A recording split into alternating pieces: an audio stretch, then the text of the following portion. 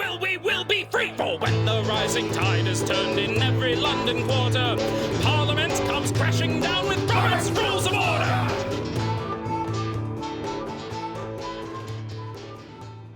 Next. You. Oh, is it? Yeah, I just read you the question. You did, didn't you? Yes.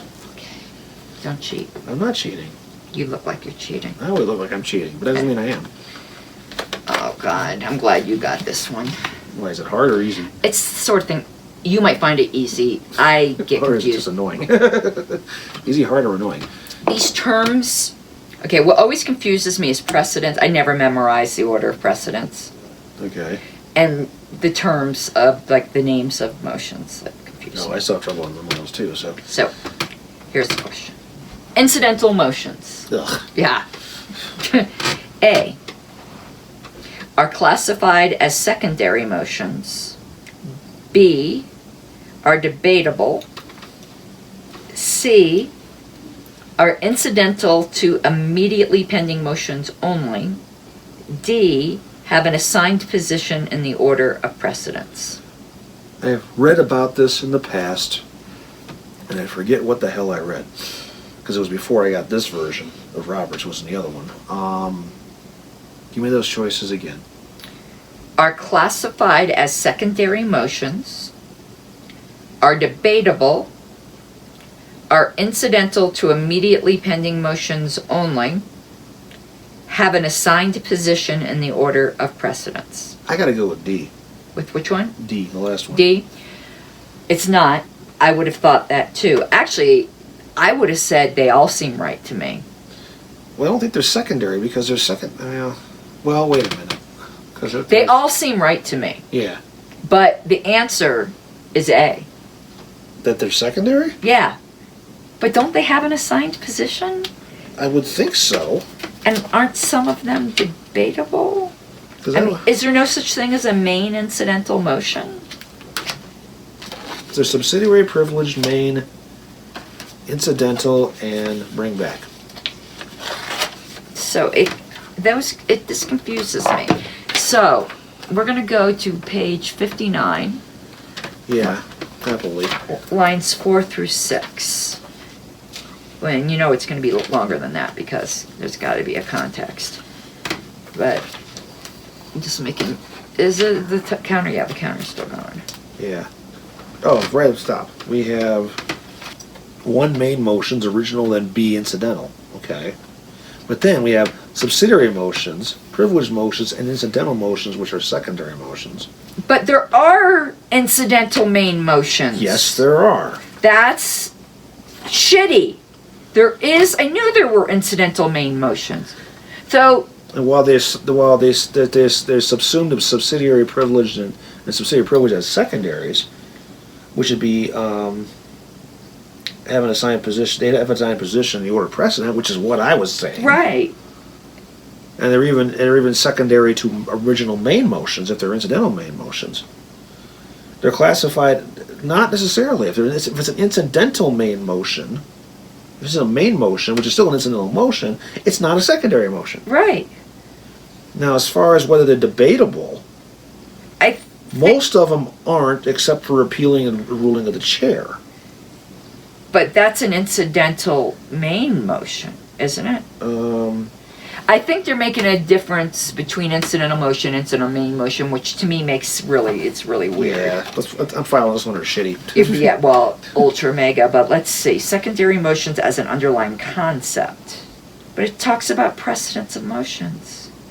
Okay, secondary motions may be seen as related to the following fundamental principle of parliamentary law.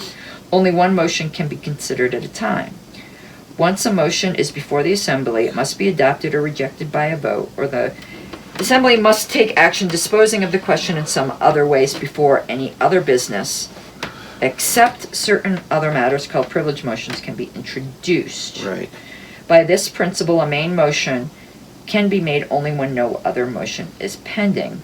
Thus, however, the need arises for a number of particular secondary motions. Okay, got that fine. Okay. But that doesn't deal with incidental. So incidental motions are over on page 69. The blue tab. Oh, look at this order of precedence. And it talks about incidental. 61. This is, okay. Main motions, subsidiary motions, okay. You said 69. Okay, back on main motion on 62. It is usual to distinguish between original main motions and incidental main motions, which differ principally in the nature of their subject matter. The difference in rules governing the use of main motions in these two subclasses is only slight. It should be noted that incidental main motions form a category completely different from separate from incidental motions, the fourth general class of motions. They should call it something The else. distinction between original main motions and incidental main motions is fully discussed on pages 100 and 102. That is what got me. Yeah. Okay, but let's go back to 69. You were Yes. saying was... It's fun. No, that's incidental motions. You're supposed to say that's what she said. I'm getting tired too. Yeah. Incidental motions relate in different ways to the pending business or to business otherwise at hand. So they deal with questions of procedure arising out of another pending motion or sometimes another motion or item of a business. Okay? Oh God, look at the previous page. Incidental main motions correspond to privileged motions. For the motions to recess, adjourn, and fixed time when to adjourn, there are corresponding incidental main motions of the same names.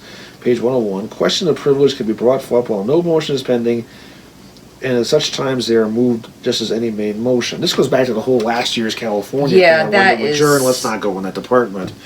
Why do they have things with the same name that are different things? I don't know. That just creates confusion. I don't even like that the software, let alone in proper Yeah, that procedure. is... That's no good. All right, so... I'm just going here, listing... Of incidental motions. Point of order, appeal, well, that's just what's all on. Okay, well, let's... That's all what's on here. Well, now we know why it was classified. They're incidental to immediately pending motions only. It already said here that's not always true. Oh, right, so that's the false one. Right? A was the only true one. All right, because it's not only, they can be to Right. other things. Right. And... So, but they're where's characteristics? So they're non-debatable? Except for appeal of the chair, they are not debatable. Where's it say that? Right here. But it's... in here, where's it say that? Characteristics, incidental motion arises as follows. That's incidental. The types of requests. Back up. I'm missing something here. But why wouldn't they be debatable? It doesn't say. Oh, I'm filing in are shitty. Yeah, but I'm trying to even find where it says they are not debatable.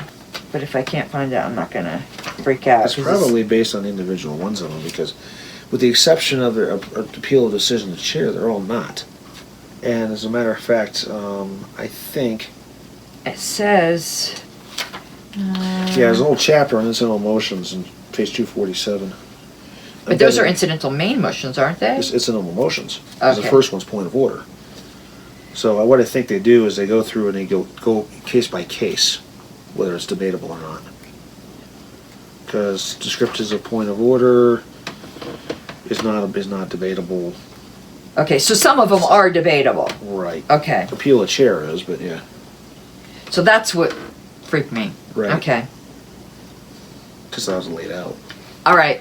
Yeah, that was shitty. But they're difficult. I always get confused with that stuff. I'm glad you got that one and I didn't. So good for me. Yay for me. Sucks to be you. That's what she said. Too many times. Viva! Let's hear the opposition side. Like a stubborn donkey's bray. All opposed? You say nay. Opposed! Opposed! The motion carries anyway.